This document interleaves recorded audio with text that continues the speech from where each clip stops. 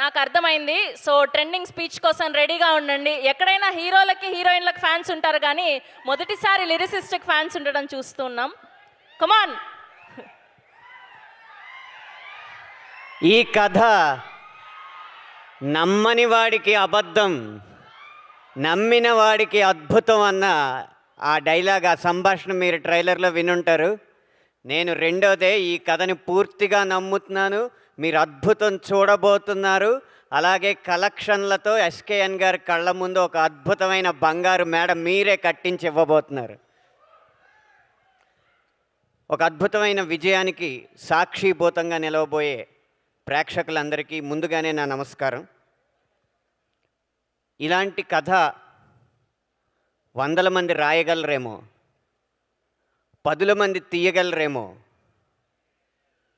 వేళ్లతో లెక్క పెట్టేంతమంది చేయగలరేమో, కానీ ఒక్కడే ఇలాంటి కథను మోయగలడు. ఈ కథని నమ్మాలి. నమ్మినంత మాత్రాన సరిపోదు. ఈ కథను తీయడానికి సొమ్ము ఉండాలి. సొమ్మున్నంత మాత్రాన సరిపోదు. ఇలాంటి కథను తీయాలంటే దమ్ము ఉండాలి. అలాంటి దమ్మున్న నిర్మాత ఎస్కేఎన్ గారు కాబట్టి ఈ కథ ఈ స్థాయి దాకా ఎక్కడి దాకా వచ్చింది. ఈ కథ వరకు నేను ముందు ప్రార్థించేది, ముందు నమస్కరించేది మాత్రం ఇలాంటి కథని తెర మీదకి ఎక్కించాలన్న ఆశయంతో ఎన్నో వ్యయ ప్రయాసలు కోర్చి, ఒడిదుడుకులు కోర్చి మన దాకా తీసుకొచ్చిన ఎస్కేఎన్ గారికి నా ఆది వందనాన్ని అర్పిస్తున్నాను. తరువాత ఈ కథలో ప్రతి పాట ఒక బోయిగా సినిమాని మోసిందనేది మాత్రం ఏమాత్రం అతిశయోక్తి కాదు. అయితే సినిమా అన్న పల్లకీని మోసిన బోయిలు మా 7 పాటలు అయితే, ఆ బోయిల్ని సైతం మోసిన భూమి మాత్రం సినిమా కథ. ఆ కథను రాసిన సాయి రాజేష్ గారు.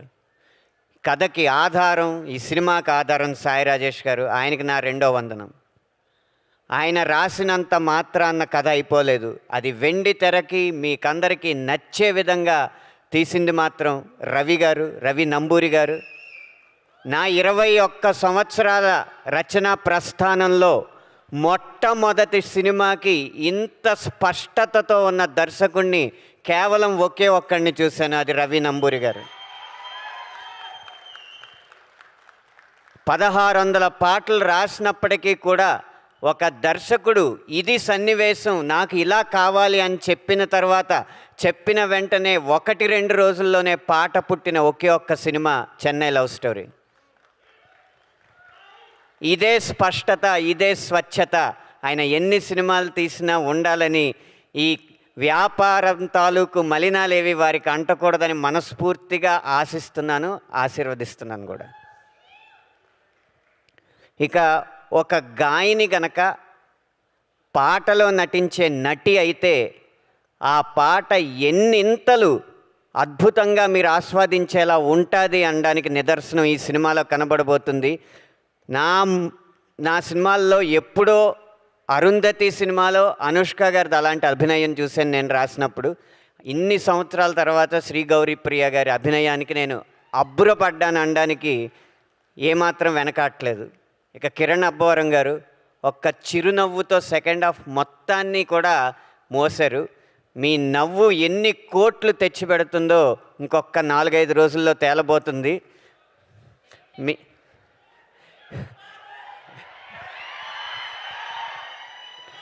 మీకు ఒక రహస్యం చెప్తాను. ఈ సినిమాలో ఒక పాట ఉంది. ఆ పాట మేము విడుదల చెయ్యలేము. విడుదల చేస్తే సినిమాని విడుదల చేసినట్టే. ప్రతి పాటకి రాజేష్ గారు ఇచ్చిన కథ, రవి గారు ఇచ్చిన సన్నివేశం బలమైతే, ఈ పాట మాత్రం కేవలం కిరణ్ గారు, శ్రీ గౌరీ ప్రియ గారు నటన చూసి మాత్రమే నేను రాశానని ఈ రహస్యాన్ని మీ ముందు పంచుకుంటున్నాను. దానికి మేము ముందు రాయి అని స్వేచ్ఛనిచ్చిన మణిశర్మ గారికి నా పాదాభివందనాలు అర్పిస్తున్నాను. మీకు ఒక అనుభవం పంచుకోవాలి. నేను 8వ తరగతిలోనూ 9వ తరగతిలోనూ ఉన్నప్పుడు సినిమాల్లోకి వెళ్తానంటే, ఎలా వెళ్తావు, ఏం చేస్తావు అని అడిగారు. మా ఇంట్లో నాకు కాళ్ళు నొక్కే అలవాటు ఉంది అందరికీ. నేను నొక్కితే చాలా బాగా ఆస్వాదించేవారు అనమాట మా తాతయ్య గారు, నాన్నమ్మ గారు అందరూ. నాకు కాళ్ళు నొక్కడం బావచ్చు, చెన్నై వెళ్ళి మణిశర్మ గారి ఇల్లు తలుపు కొట్టి ముందు కాళ్ళు నొక్కే ఉద్యోగంలో జాయిన్ అవుతాను, కాళ్ళు నొక్కుతూ నేను పాటలు రాయగలనండి అని చెప్పి నా పాటలు వినిపిస్తాను, అప్పుడు ఆయన అవకాశం ఇస్తారని చెప్తా ఉండేవాడిని వేసవకాలం సెలవుల్లో.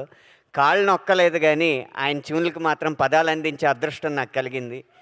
ఈ వేదిక ముఖంగా వారికి నా పాదాభివందనాలు తెలియజేసుకుంటూ, ఇంత మంచి బాణీలు ఇచ్చి పదాలు రాయడానికి స్ఫూర్తినివ్వగా, అలాగే నేను రాసిన పదాలకి మంచి బాణీలు కడుతూ అన్ని విధాల ఈ ఆల్బమ్ని మనసారా మీరు ఆరాధించిన విధానానికి బృందం అందరి తరపున కూడా మీకు శతదా వందనాలు అర్పిస్తున్నాను సార్. ఆఖరిగా ఇక్కడున్న అందరూ ఆయన అభిమానులే. ఈ కథ రాసిన రాజేష్ గారు, కథ తీసిన రవి గారు, ఈ కథ కోసం ఖర్చు పెట్టిన ఎస్కేఎన్ గారు, ఇందులో నటించిన కిరణ్ అబ్బవరం గారు, అందరూ కూడా ఆయనకి అభిమానులు. అందుకే ఆయన ఇక్కడికి వస్తారని తెలుసో తెలియకో తన సంభాషణలో రవి గారు చిరంజీవి అన్న పదం వాడడం జరిగింది. నా పాటలో కూడా చిరంజీవి అన్న పదం వాడడం జరిగింది. ఇప్పుడు మనందరినీ చిరంజీవులుగా, ఈ కథ కూడా చిరంజీవిగా ఉండాలని దీవించడానికి మెగాస్టార్ చిరంజీవి గారు ఇక్కడికి రాబోతున్నారు అనేది మాకందరికీ ఎంతో ఆనందం కలిగించే విషయం. ఆయన ఆశీస్సులతో ఈ సినిమా మరింత ఎత్తుకు ఎదగాలని మనస్ఫూర్తిగా కోరుకుంటూ, ఎదురు చూడండి. 10 సంవత్సరాలు కాదు, 10 దశాబ్దాల పాటు గుర్తుండిపోయే కథ తెలుగు తెరపై రాబోతుంది. ధన్యవాదాలు.